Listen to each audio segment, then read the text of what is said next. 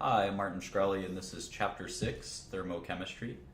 Another word for this is thermodynamics, and this is one of the times in science or STEM where multiple fields collide, and in this case, physics is really the domain of thermodynamics.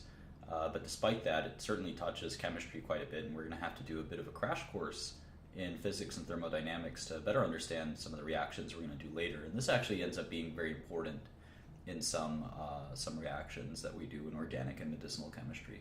So if you don't understand everything in this chapter, I think it's okay, but I think understanding the gist of it is quite important, especially when it relates to reactions. So anyway, we're going to have to discuss and conceptualize chemistry with respect to energy, and that can be a difficult thing to do. Energy is a bit amorphous, and as a concept it can be confusing to chemistry students, so I encourage you to stick with this lesson. It might be a little dense. As usual, it will take about an hour to 2 hours. I'm not exactly sure, probably on the shorter side of that. This is going to be pages 245 to 294 in the Zoomdahl and Zoomdahl 9th edition of chemistry, which is the textbook that we're using to study general chemistry. So without any further ado, let's start talking about energy. So what the heck is energy? What is the nature of energy? And we're going to define energy, and the definition is actually pretty simple, but how we use it is not. So we're going to say that energy is the capacity to do work. And sometimes we'll also say to produce heat. And these are kind of symmetrical ideas, but they're different enough that we're going to put the or in there. Produce heat or to do work. That's what energy is. We're going to think about that very carefully. And chemistry has a tremendous focus on energy, and heat transfers especially, less so work. Work is the sort of domain of physics. In chemistry, we're more thinking about heat. This is really quite important. And so there is a law of conservation of energy, which is similar to law of conservation of mass, and it's that energy can't be created or destroyed. And that's an important concept to understand. It can be converted to a different form of energy. And what does that mean? Well, there's two forms of energy: potential energy and kinetic energy. And I think you've studied this term at some point in your life, kinetic, and it simply means the energy of motion or moving, right? And potential energy is what it sounds. It's energy that's due to its position. Like a boulder rolling at the top of the hill has a lot of potential energy. We'll also discover that molecules themselves, like methane, have potential energy too. And we're going to have to think about that really carefully. We know that kinetic energy is due to mass and velocity. In fact, I think there's a formula that goes something like this, and it relates the amount of energy to mass and velocity. So the more the mass of something and the more the velocity of something, the more the energy. That's why a bullet has a very small mass, but it has a tremendous velocity. So it's very powerful. There's a lot of kinetic energy. A train isn't that fast. It could go maybe 1,000th or 100th of the speed of a bullet. But here's the 7 train that I was used to taking as a kid. That train doesn't have as much velocity, but its mass is enormous. So this equation makes a lot of sense. So in any event, we certainly can convert from potential to kinetic and backwards and forwards, and this makes sense. The boulder rolling down the hill has high potential energy, but it eventually converts to kinetic energy as it swooms down the hill, and then when it stops, it's lost both its kinetic and potential energy. But at some point, this energy is going to transfer. The potential energy will convert it. Same thing with methane. When we combust methane with O2, we end up getting its potential energy converted into heat. It produces heat. And that's how we heat our homes, with methane. So it's kind of an interesting concept. We also get something called frictional heating. So friction is what happens when this boulder rolls down and it'll stop. It won't go forever because of friction. And it's interesting because the ground will temperature will raise ever so slightly. And that's why if you rub your hands together, you'll feel the heat, because the kinetic energy is transferring into frictional heating. So heat is the transfer of energy. It's kind of interesting. Heat is the transfer of energy between two objects.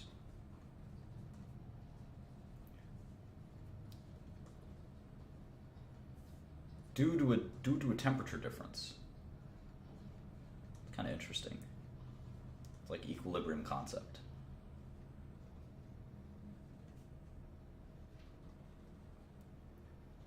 So that's how we'll sort of talk about heat. I think we understand what heat is, but we can't think about heat as anything other than this. I think we tend to think about it differently, like an object possessing heat or something like that, right? This hot water possesses more heat than the cold water. That doesn't really fly. Think of it more in these terms. So we're going to talk about some very theoretical things in this chapter, and I would slow down to try to understand it. One of those things is called a state property, or state function. This is a pretty difficult to understand kind of concept, and it's again, like energy, it's easy to define. Basically, is a property that depends only on present state.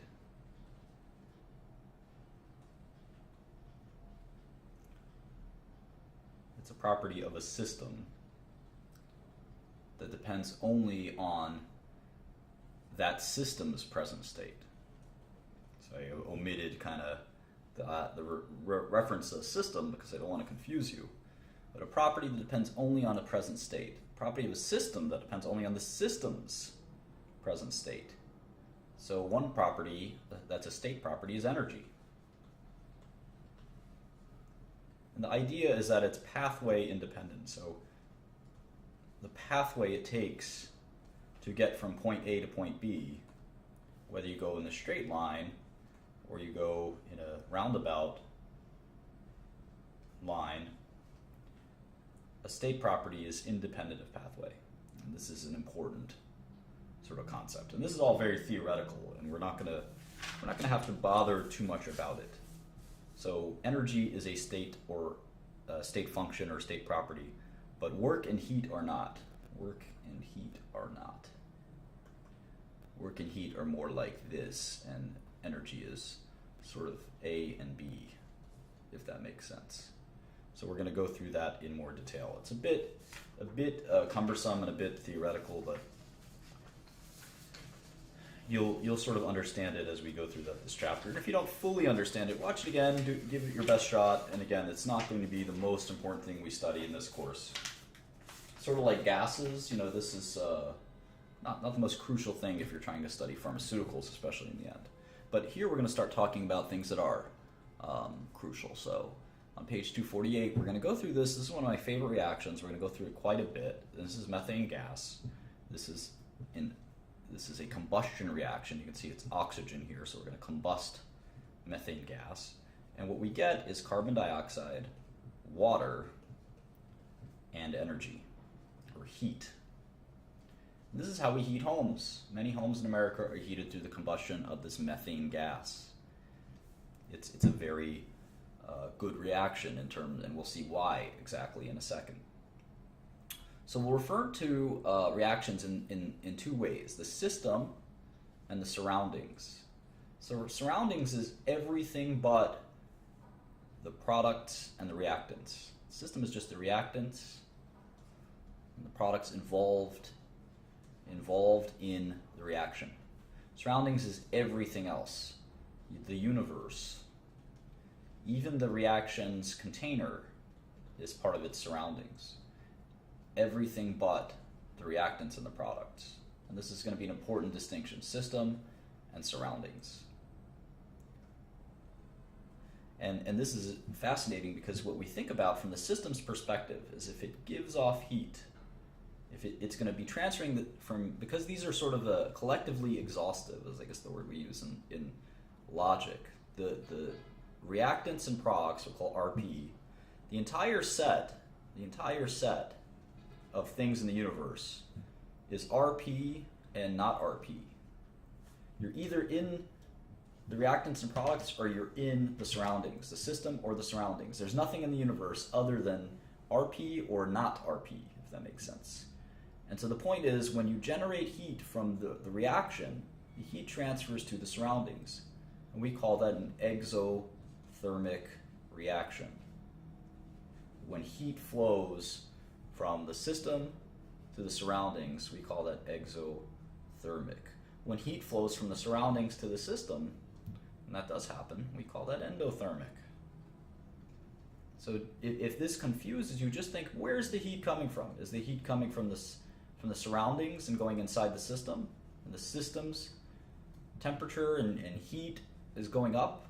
Or is it the other way around? And this is going to be pretty simple, I think, after a few examples. You can guess that this reaction is exothermic because the reactants are giving off heat. They're giving off heat.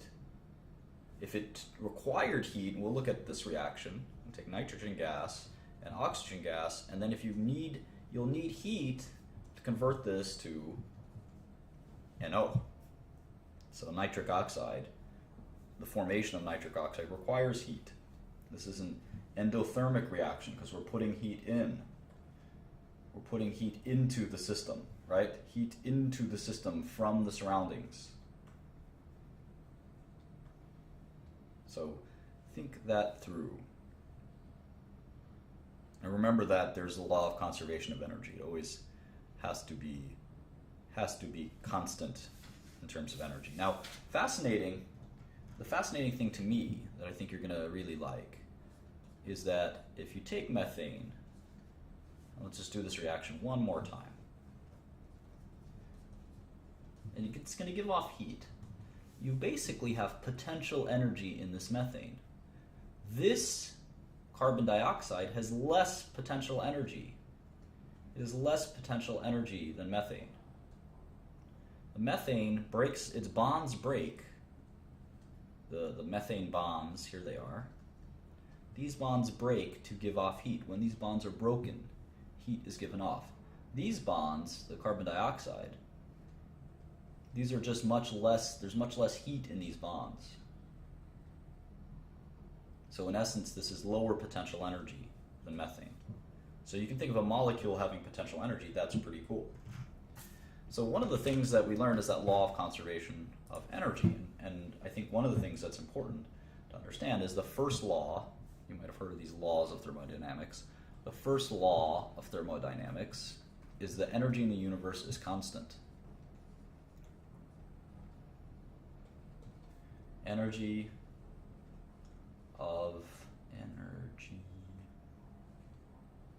of the universe is constant.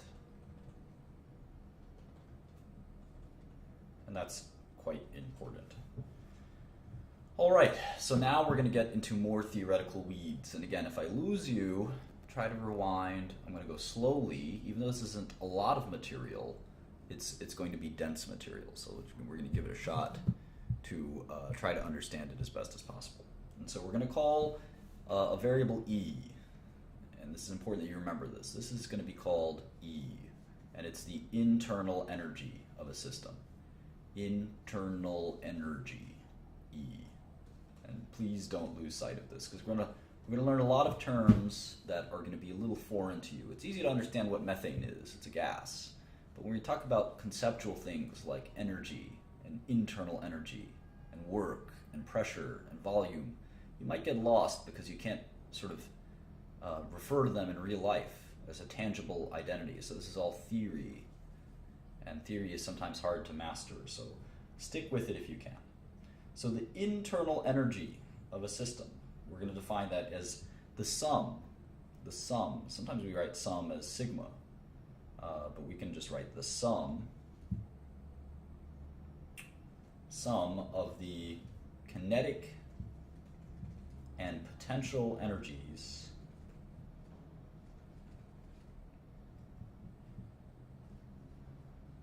of all of the particles in the system. Okay? How do we define particles? Well, just think about everything in the system. That's a better way to think of it, I'd say. Everything in the system. So both the kinetic and the potential energies of the system is the internal energy of the system. And that kind of makes sense. I think you can kind of understand that. So we can certainly change that energy. So that's where the delta comes in. Delta E. How do we change the internal energy of a system? Exothermic is when heat flows from the system to the surroundings. Castries. So delta E, how do we change the internal energy of a system? We're going to do this equation, Q plus W. And you'd not be surprised to see that W is work. So if work is performed on the system, then we can certainly change the energy. And Q is going to be heat. And we can't forget this stuff. Q is heat in a lot of these equations. Q is heat and W is work. So we can certainly change the internal energy of a system this way. All right. One last thing before we continue, and again, we're going to get very theoretical here, is that we have to use different equations for delta E and different values. So one of the things that you're going to learn is that if it's a negative value, that's exothermic, because heat is leaving the system. And if it's a positive value, it's endothermic. We're always going to look at things from the perspective of the system. The system as this box, and a bigger box is the surroundings. And I think of it like this in my head. So when we combust methane and heat leaves the system, CH4 plus O2, etc., it leaves the system, it's exothermic. And the delta energy, the change of internal energy of this system, is negative, because it's negative equals some negative number, because energy is leaving the system. The internal energy is dropping. It's leaving the system. It's exothermic. Energy is leaking out of the system into the surroundings, in this case, in the form of heat. So that makes a lot of sense. But you can get confused if you mess up your signs and things like that. You can get things wrong. Page 250, we're going to do our first problem.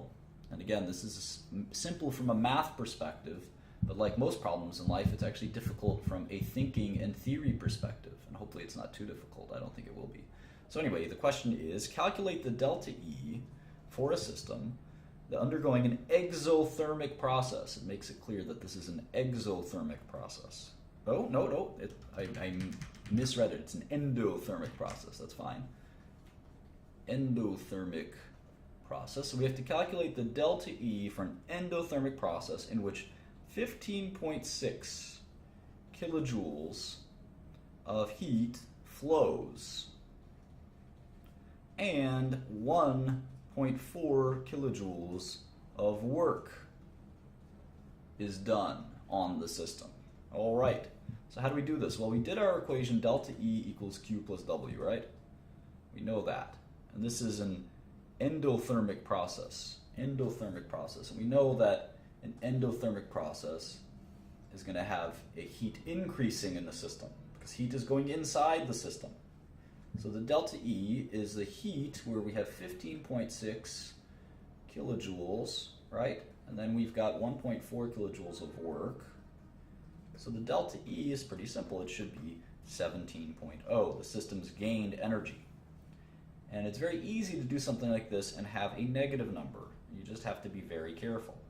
But this is a super easy example. It's just theoretically, again, you have to conceptualize, well, I have this heat flowing into the system because it's an endothermic process, and work is being done on the system. So you might have subtracted Q and W. But work being done on a system or to a system increases its energy. Think of it shaking the snow globe. Here, I've got a Jeff Koons snow globe here. And if you shake the snow globe, work is being done to the system. So you can see the energy is flowing. All right, let's continue here. One of the ways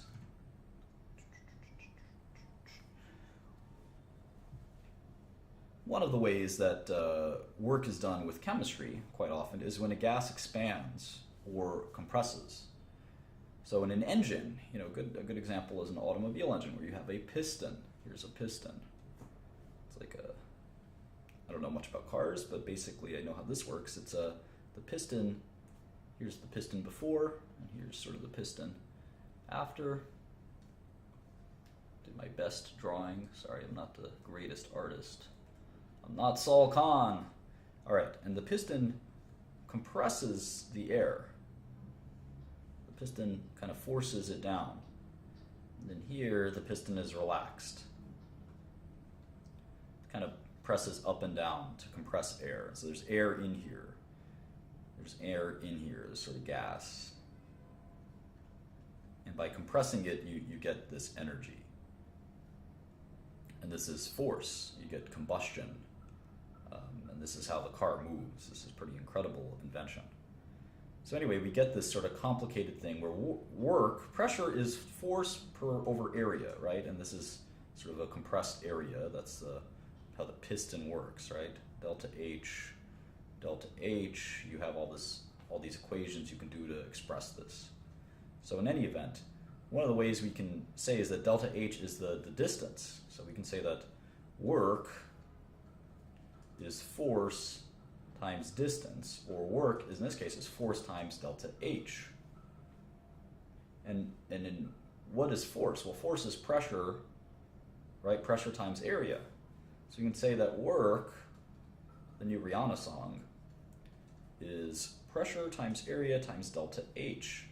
We're going to keep transforming this mathematics to try to get a sense for all this stuff. Well, let's see. Volume is we're going to refer to as delta V. Volume is delta V. We're going to say that the change in volume is the area times the delta H. So it's the change in volume. This makes a lot of sense. It's the area times the delta H. So if you transform all this stuff, we get work is equal to pressure times the change in volume, which kind of makes sense here.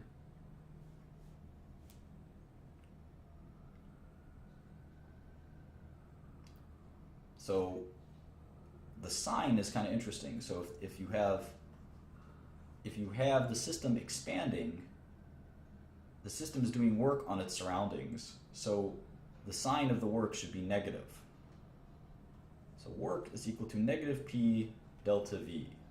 So this is how that works in sort of a gas PV problem. So let's do an example to show you how this all works. Calculate. This is page 251. Page 251. Calculate the work associated with the expansion of a gas from 46 liters to 64 liters. So this gas is expanding at a constant external pressure of 15 atms. Now we have our formula, so calculating the work shouldn't be that hard. Well, negative P is going to be negative 15, okay. And then what's the change? What's the change? This looks like what, 18 liters? 18 liters, and is that a positive number? Yeah, plus 18 liters, delta volume, changed by 18 liters.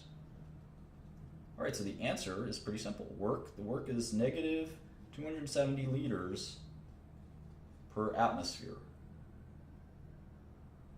or negative 270 liters. So the gas is expanding, so it's doing work on its surroundings.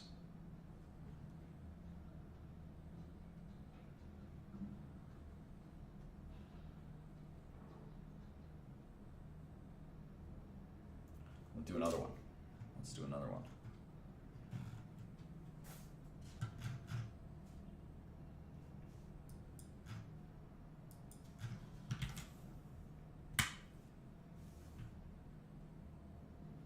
All right. A balloon is being inflated to its full extent by heating the air inside of it. Okay. In the final stage of the process, the volume of the balloon changes from 4.00 times 10 to the 6 liters to 4.50 times 10 to the 6 liters by the addition of 1.3 times 10 to the 8th joules of energy. This makes a lot of sense. The volume goes up because we're adding all this energy. So assuming the balloon expands at a constant pressure of 1 atm, calculate the delta E for the process. And they're saying that to convert between liters per ATM to joules, use 1 liter per ATM equals 101.3 joules. Okay, we can do all this, I think. So what do we need to know? Well, we know that delta E is Q plus W, work and heat. Work and heat. So we can try to do this just by first understanding what we need to understand about all of this. And how do we calculate work? Well, work is just simply negative P delta V, which we did already. And now we can start to conceptualize this. So Q plus W is really Q minus, right? It's really Q minus P delta V. So now we're working on this pretty well. And then we kind of know what the heat is, right? And we can see what the change in the volume is. It's 0.5, right? 0.5 times 10 to the 6 liters, and it's a positive number, right? It's a positive number. And 0.5 times 10 to the 6 is really 5 times 10 to the 5th, right? You just move this over 1 and decrease the exponent. So it's 5.0 times 10 to the 5th. That's the delta V. How about the work? Well, the work is negative, the pressure is negative 1 ATM. Why is it negative 1? Well, the pressure is 1 ATM and the formula is negative P. So pressure is 1 and negative 1 is the P. So negative 1 times 5.0 times 10 to the 5th is just simply negative 5.0 times 10 to the 5th liters per ATM. And they told us we can convert 1 liter ATM to 101.3 joules, right? So we should do that in a second. How do we do that? Well, let's go here. We have our number, right? Negative 5.0 times 10 to the 5th liters per ATM. And we want liters per ATM to be on the bottom, right? So we're going to do a classic dimensional analysis. So we're going to say 1 liter per ATM is equal to what? How many? 101.3 joules. So we can cross these out. Nice. And remember, this is a very small number, right? This is a very small number. It's a negative number. It's a very large negative number, I should say, is another way to think of it.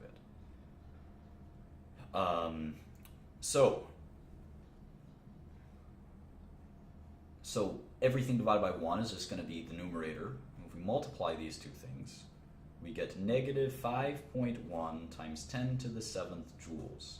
A very large negative number. It's like negative 5 million joules. All right, so back to delta E. Delta E is Q plus W. Well, we know how much energy went into the system in the form of heat.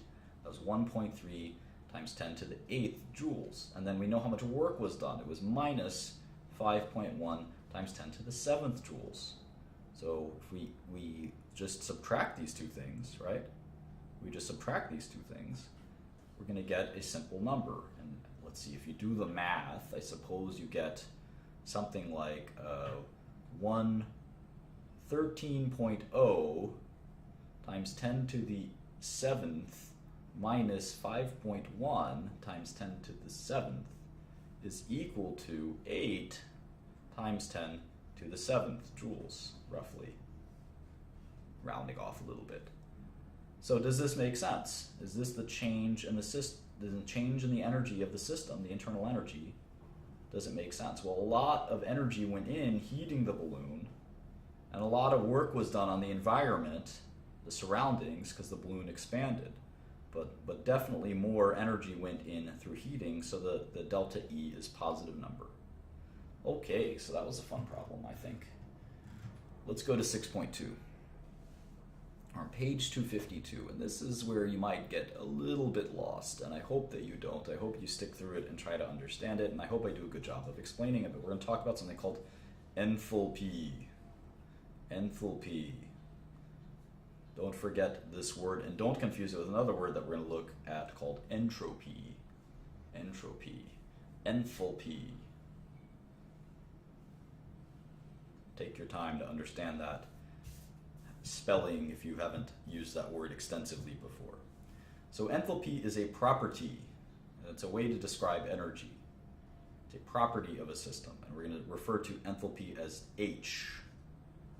And again, we can't forget this. H is enthalpy. And one good way to remember that is that enthalpy has the letter H in it, I guess is a decent way to remember that. So anyway, H is equal to the energy or internal energy. Remember we were using E earlier? Added by the pressure of the system times the volume of the system. And this should be a little bit familiar to you, this sort of concept. If you take the internal energy of the system and then you add the product of its pressure and volume, you sort of get a total energy number. It's like a form of energy. It's a property, it's a sort of way to think of energy of a system. It's another way instead of an internal energy. So we're going to do a lot of transformations and fun to this, which is going to be frustrating. Enthalpy is a state function for what it's worth. So what is it? So let's try to assume that there's a process being carried out at a constant pressure. A constant pressure. And the only kind of work we're going to get is pressure volume type work. Think about that. Balloon expanding is a good way to do that. So the expression, if we're going to think about the change of internal energy to a system, is the heat at a constant pressure, plus work being done. We can actually change this around and say the work is negative P delta V, which makes sense. And we could say QP delta E is QP heat minus P delta V. We just did this, a little bit of this in the balloon example. All right, so let's transform it some more. We can add PV to both sides, P delta V. We get QP, or heat, is equal to the change in the energy, internal energy of a system, plus pressure times volume, delta volume. And this is interesting. This is interesting. Because the definition of enthalpy, as you can see, is internal energy plus P times V. So we can actually say that delta H is equal to delta E plus delta PV. And again, how much you understand exactly why, I don't know is that important. And now fascinatingly, you can see that both of these things are equal to the same thing. They actually must be equal. Delta H, or the change in enthalpy, is actually equal to the change in heat, or heat. And this is going to end up being a very important concept. So what we say is that at a constant pressure, the change in enthalpy,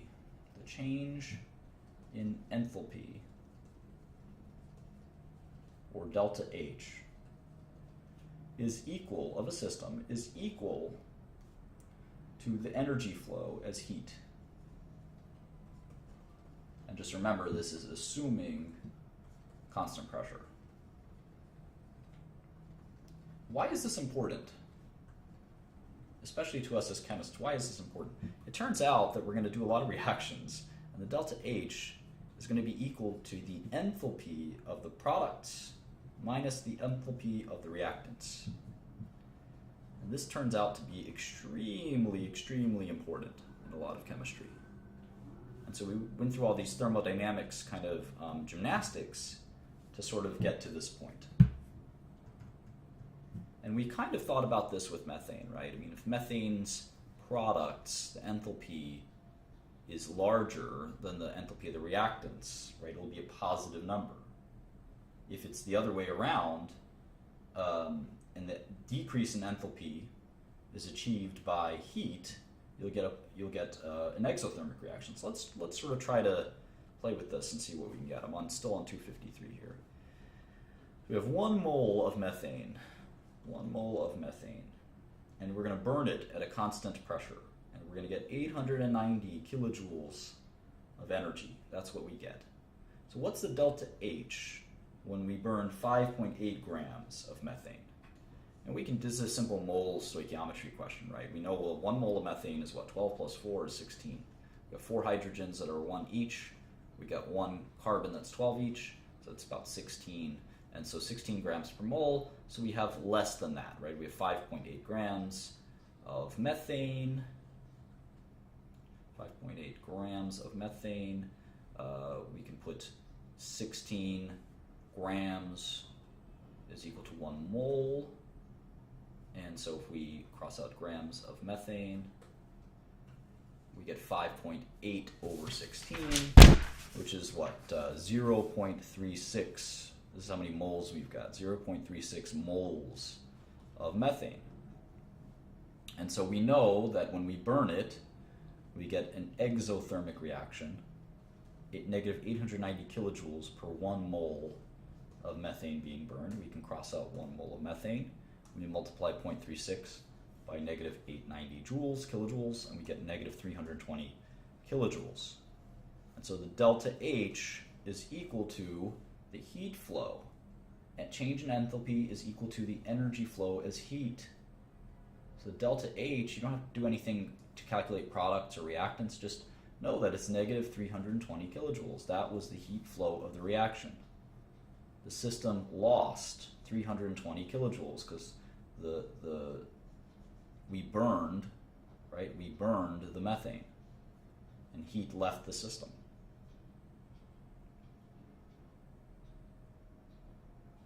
Cool. Let's go to page 254. We're going to talk about calorimetry. Calorimetry, which is the process of measuring heat. It's a science of measuring heat. So we're going to have to measure heat, and that's not always easy. One of the ways that we do that is to see how much heat is required to raise the temperature of something by 1 degree Celsius. And we call that specific heat, or heat capacity. So heat capacity is C, heat capacity. All these letters, thermodynamics, people who study thermodynamics and physicists love these letters. Heat capacity is C. So we got C, E, and H, heat capacity. And heat capacity is simple. It's heat absorbed, so how much kilojoules or joules are we pumping in, divided by the rise in the temperature, or increase in temperature.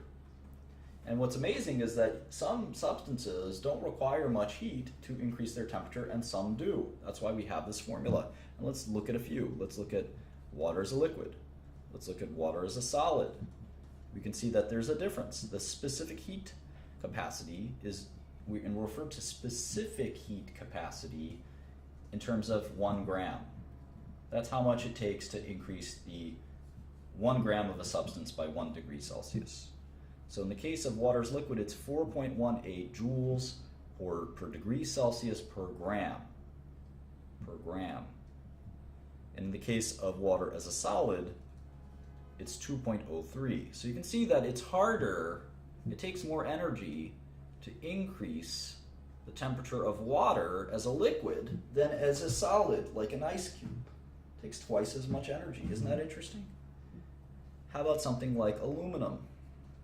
Aluminum as a solid. It doesn't take much energy at all to increase the temperature of aluminum.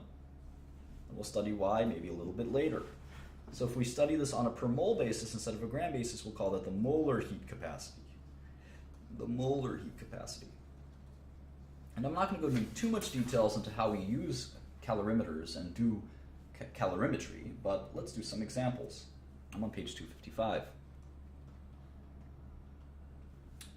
So we're going to mix 50 milliliters of 1 molar hydrochloric acid at 25 degrees Celsius with 50 milliliters. This is a fun reaction of 1 molar sodium hydroxide, also 25 degrees Celsius. And the calorimeter increases its temperature from 25 degrees Celsius to 31.9 degrees Celsius. we know that the reaction that is happening here is, of course, protons and hydroxide ions are becoming water in the liquid form. Remember that these are always liquid. You know, the sodium, the reactants are in a liquid form. So heat is being released. So this is an exothermic reaction, right? The temperature is going up. We know that much already. This is an exothermic reaction. And in fact, this is kind of an explosive reaction, as you can imagine.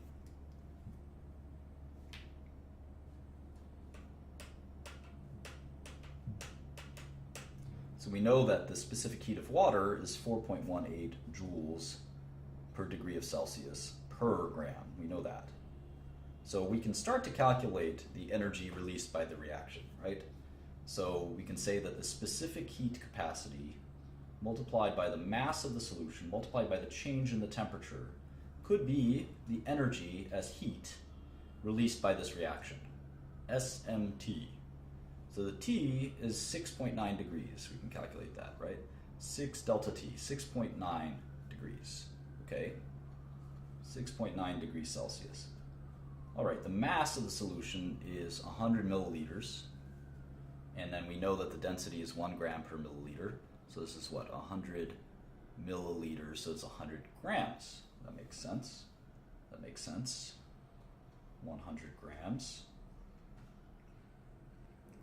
And we know the specific heat is 4.18 joules per degree of Celsius per gram. So we've got grams to cancel out, and we've got degrees of Celsius to cancel out. So we can actually just multiply all this stuff. We can multiply all this stuff.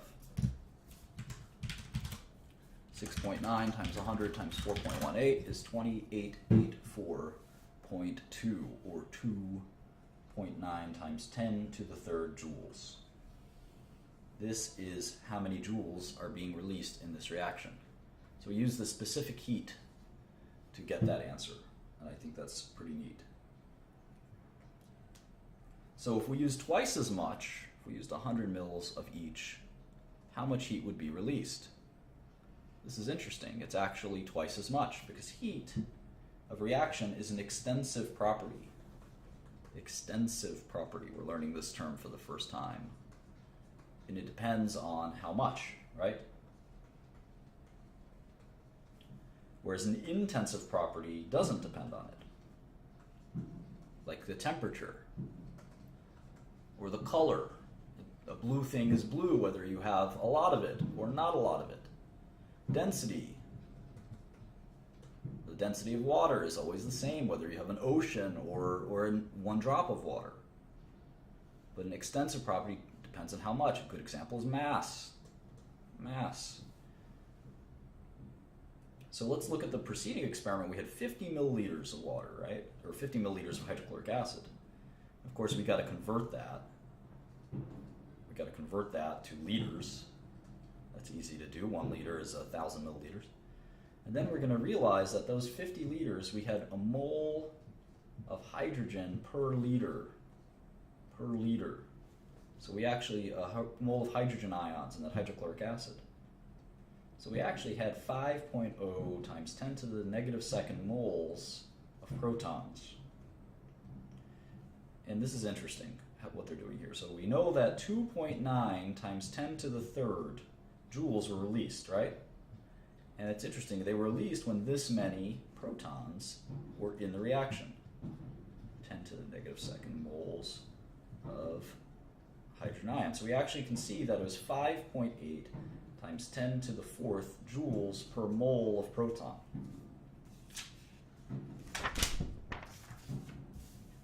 So this is the magnitude of the enthalpy change per mole. Per mole, and we're going to do that a lot in chemistry. So this is 58 kilojoules per mole. 58 kilojoules per mole. So the delta H of this reaction is negative 58 kilojoules per mole. That's pretty interesting. So we're still going to use this reaction, this equation. Q is equal to Sm delta T. Q is equal to Sm delta T. Very important. when an object changes temperature, we can sort of calculate it through Sm delta T. So let's do some problems. Let's see if we can do this big problem all in one page. I hope so. Page 256. All right, let's get ready. We have 1 liter of barium nitrate, of 1 molar barium nitrate. We know that is BaNO32. This is a solution at 25 degrees Celsius. And we're going to mix it with 1 liter of 1 molar, and they're making it nice for us, sodium sulfate, Na2SO4, at 25 degrees Celsius in a calorimeter. When we get the white solid of barium sulfate, makes sense. Guess this is this the precipitate? I don't know, maybe.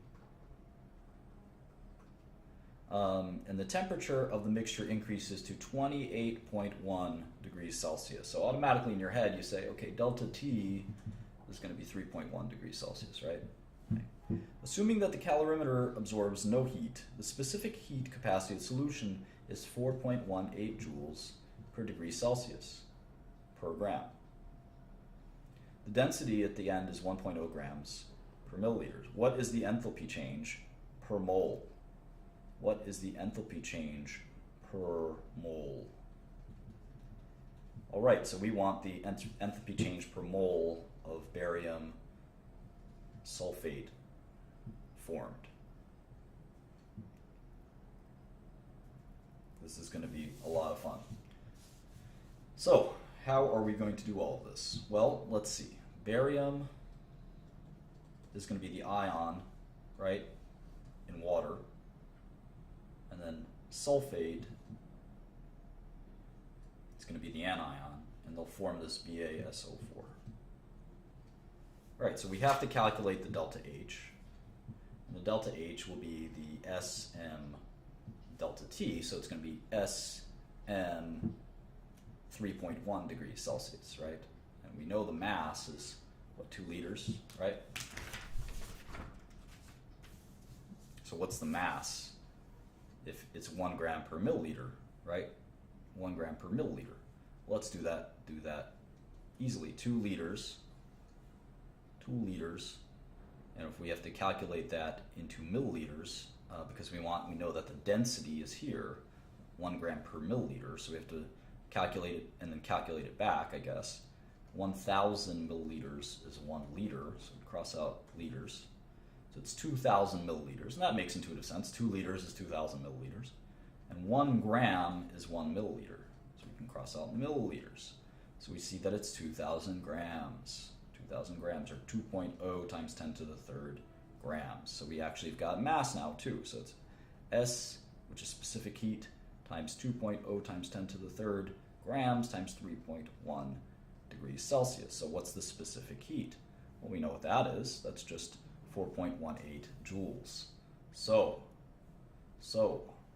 we know that the Q will be equal to 2.0 times 10 to the third grams times 3.1 degrees Celsius times 4.18 joules over degrees Celsius per gram. We don't need grams anymore as a unit. We don't need degrees of Celsius anymore as a unit. We just need the product of all this stuff. So that is 2 times 3.1 times 4.18, or 26 times 10 to the third. And is this a positive or negative number? Well, right now it's 2.6 or 26 times 10 to the third or 10 to the fourth if we do it as 2.6. So the Q is also, the pressure is constant, so Q equals QP, which is delta H, is negative 2.6 times 10 to the fourth, because that's how much we're giving off, right? That's how much we're giving off in heat.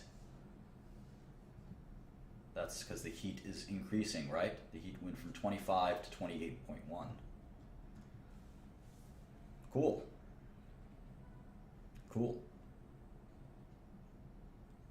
So this is all done in 1 molar. So I think that 1 mole is what we're working with. So the delta H per mole is just negative 2.6 times 10 to the times 10 to the fourth, which is, let's see, negative 26 kilojoules, because kilojoule is 1,000 joules. So this is negative 26 kilojoules per mole. This is just 1 mole. All right, that was a crazy and fun equation.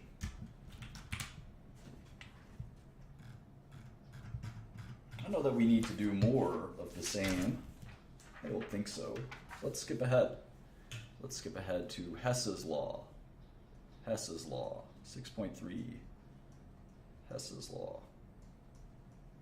This is page 260. Just want to check the time. I've gone for about an hour now, with probably another half an hour to go.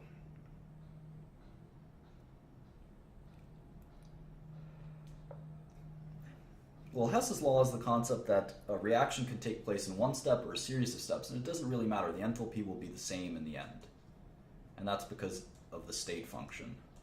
So let's use an example to illustrate this. One of our favorite examples is the formation of nitrogen dioxide.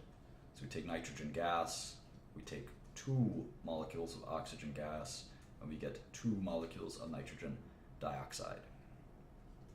And the delta H of this step, we'll call it delta H1, is 68 kilojoules. So it requires heat. We need to put in heat. We need to put in 68 kilojoules. Okay. Let's keep looking at this. So we're oxidizing nitrogen, so we need heat. That makes a lot of sense. All right, so let's break this down. Nitrogen gas plus oxygen gas will yield nitric, right? Nitric oxide, nitrogen oxide, nitrogen monoxide, I guess. And the delta H of that requires a ton of heat, 180 kilojoules. But when we take that nitric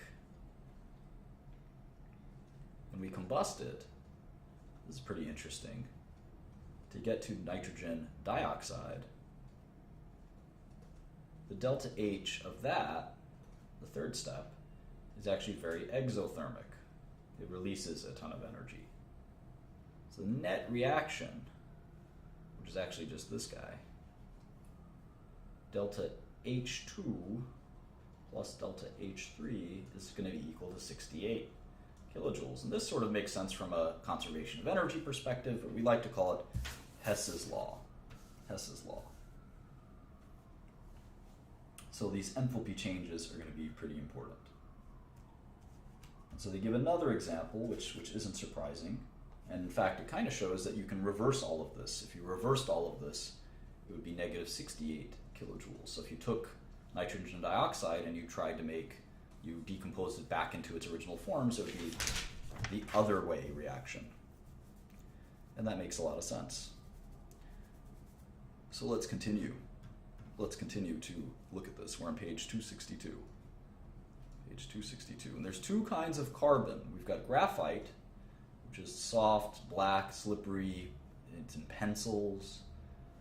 And then we've got diamond, which we all know what a diamond is. It's a very hard gemstone. So the enthalpy of combustion for graphite is negative 394 kilojoules per mole. The enthalpy of combustion for diamond is negative 396 kilojoules per mole. So what is the delta H to go from carbon as a graphite solid to carbon as a diamond solid? What is the delta H? Well, we know that a few things, right? We know that carbon, when we combust carbon as graphite, it's going to require O2. That's a combustion reaction, we know that. We actually get carbon dioxide. And this releases a ton of energy. The delta H is negative 394 kilojoules. The same concept with the diamond, the entire same reaction, gives us a delta H of negative 396 kilojoules. So we combine these equations. It's kind of going to be kind of interesting. If we take the reverse, keep that in mind, the reverse, we can actually reverse this equation. We take this equation and we take the reverse. We take CO2, can decompose back into the diamond, because every reaction is reversible, plus O2 itself. This sign will turn around. It'll be delta H plus 396 kilojoules. So if we take equation 1 and equation 2, we net it out, so graphite becomes diamond, and this is what happens. Graphite plus oxygen becomes carbon dioxide. Carbon dioxide can go back to diamond plus oxygen. The net amount is 2 kilojoules. Negative 294 plus 396 is 2 kilojoules per mole of graphite to make diamond.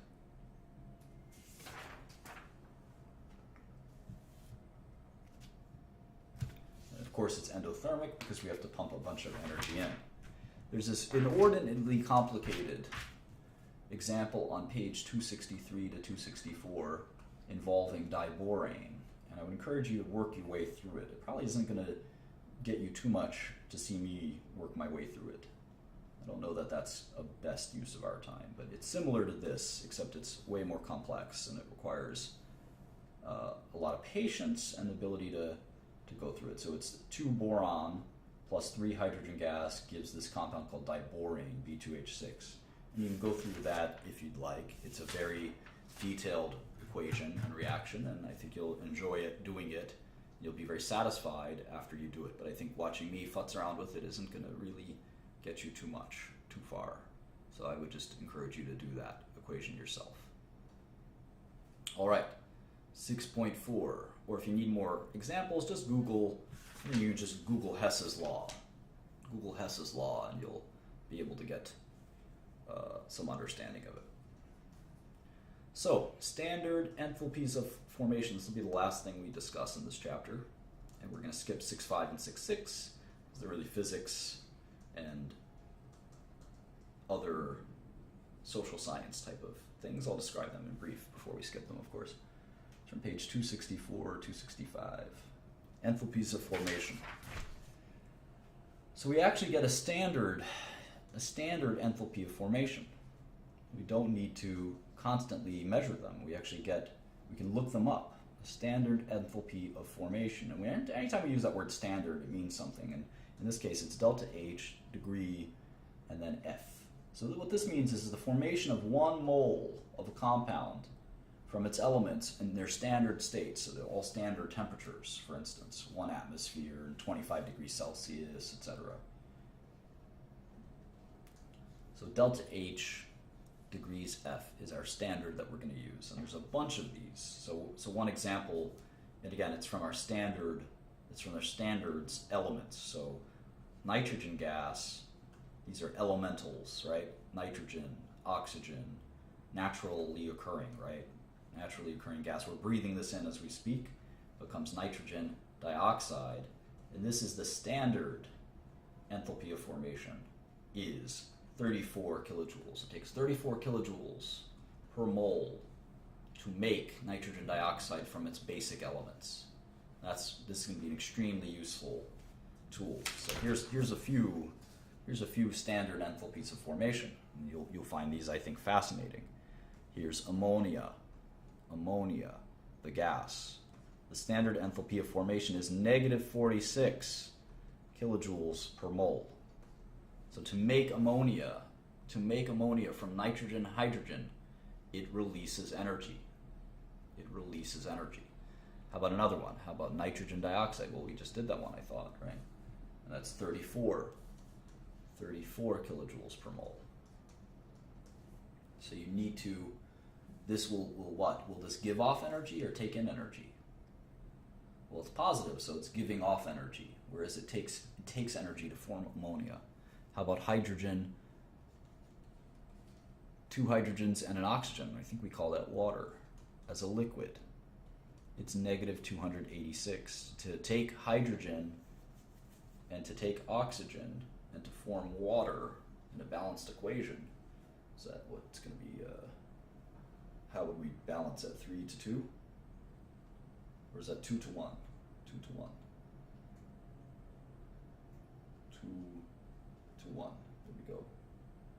Yeah. To do that, to go from hydrogen to oxygen to water, will release energy. It will be negative 286 kilojoules per mole. And so forth and so forth.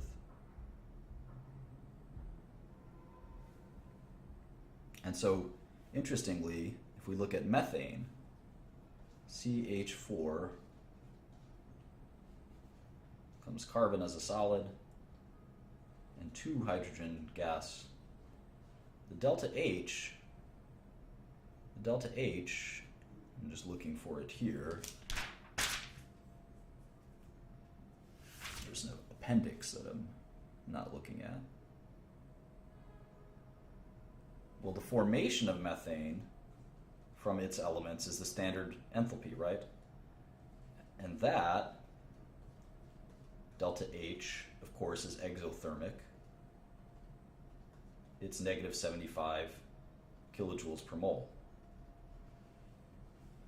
Releases energy.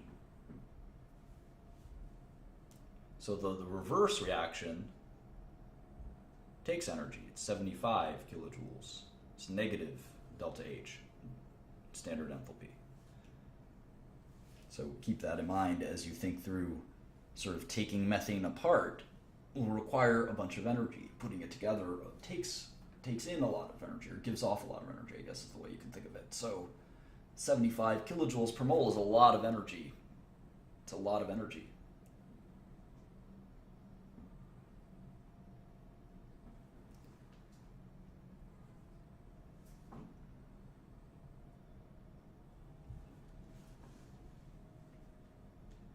So let's do a quick one. Make sure I've got all these signs backwards and forwards. It can get very confusing. So let's do an example to illustrate all of this. On page 266,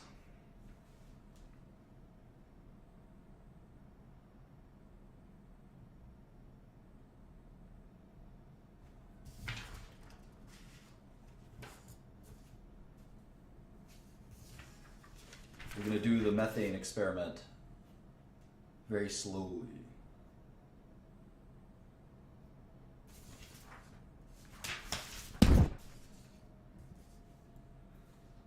CH4 is combusted. We've seen this equation a million times. To form carbon dioxide plus water. All right, so we need to take this apart piece by piece. So we know methane can be decomposed into carbon as a solid and as hydrogen gas. And we know that the reverse equation, the elements forming methane, that's the standard formation of enthalpy. And we know that that was negative 75 degrees. So this reaction is plus 75, not degrees, but kilojoules per mole. Kilojoules per mole. So we'll call this delta H degrees A. This is step A, and it's 75 kilojoules per mole. So what's next? What's next?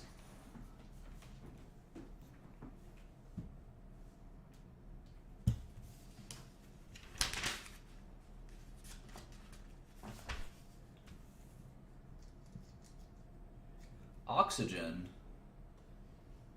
we don't need, it's in elemental form already, so its delta H degree is, for B, is 0. How about this guy? We'll just take the delta H for all of them. So how about for C? Well, let's see. Carbon as a solid plus oxygen gas will yield carbon dioxide. That makes sense. And on our chart, we know that the delta H, standard enthalpy of formation, is negative 394 kilojoules per mole. We know that. Carbon dioxide. Now about for water, so this is going to be negative 394 kilojoules per mole. So that's this third one. Now how about for this guy? Well, for water, we can also look this up. We just did this in the sidebar, 2H2 plus O2 as a gas yields 2H2O. And for each one, it's negative 286 kilojoules per mole, and we have two of them, so keep that in mind. We gotta multiply this by 2 to get negative 572 kilojoules per mole. Negative 572 kilojoules per mole. So the formation, so the delta H of methane is positive 75 kilojoules per mole. So we have to put in 75 kilojoules per mole to make the methane. We get out all this, negative 394, negative 572, which is a ton, right? That's 392, 94, all right, 6, 8, 9. So it's 966 kilojoules per mole. That's a huge amount. So if we only need 75, total amount is 891. 891 kilojoules per mole are made when we combust methane. And this makes sense. Combusting methane gives off a huge amount of energy. So this is a very efficient reaction. Doesn't take much energy to create methane, but when we combust it, we get a huge amount out. So we can actually say that the delta H for a reaction in degrees is the sum, or sigma, of the number of moles of the products multiplied by the delta, the delta H formation, standard enthalpy of formation of those products, multiplied by all the same, or subtracted by all the same for the reactants.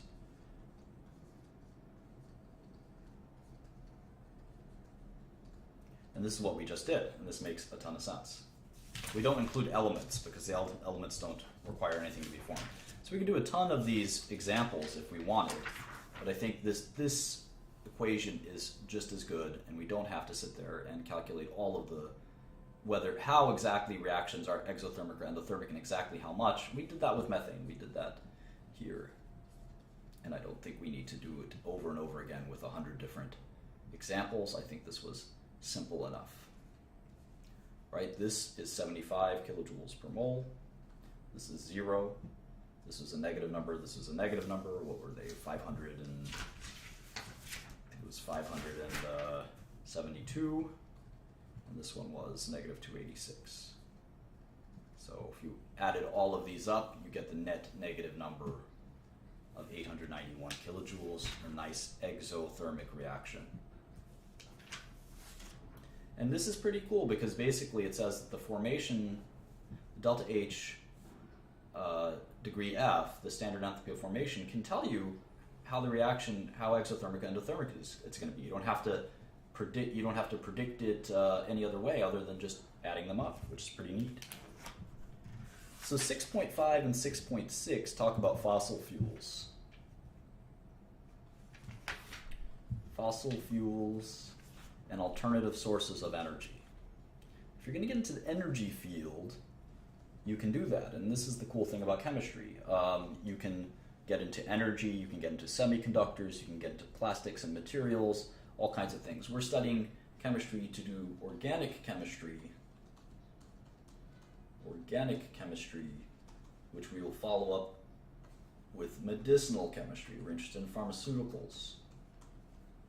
So we're going to skip these because we're not interested in getting into the energy business, the petroleum business, the coal business. All of these are really cool and important businesses, and if I was into the energy field, I would learn about fracking and all of this stuff. But I'm not. I'm into medicine, so I'm going to just sort of ignore 6.5 and 6.6. They're very interesting. But not for us in the scope of this conversation. And they don't do too much. They don't teach you much other than how fossil fuels like coal and things like that work, or fossil fuels like, fossil fuels like petroleum and natural gas and coal and things like that work, and how do we use coal in new ways and all this stuff. Hydrogen as a fuel potentially.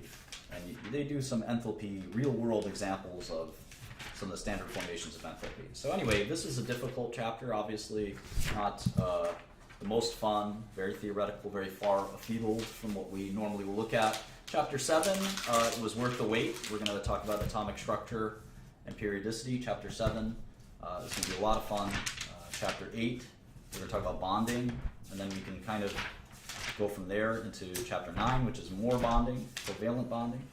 And then from there, we have a pretty good preview of organic chemistry. We might even start organic chemistry. Chapter 10, we talked about intermolecular forces. So we're going to have a lot of fun in the next 2 or 3 chapters talking about real-world kind of hardcore chemistry, organic chemistry, previews, and things like that. So we're going to have a lot of fun in the next 3 or 4 chapters, and those are my specialties. So anyway, thank you so much for joining. We'll see you in chapter 7.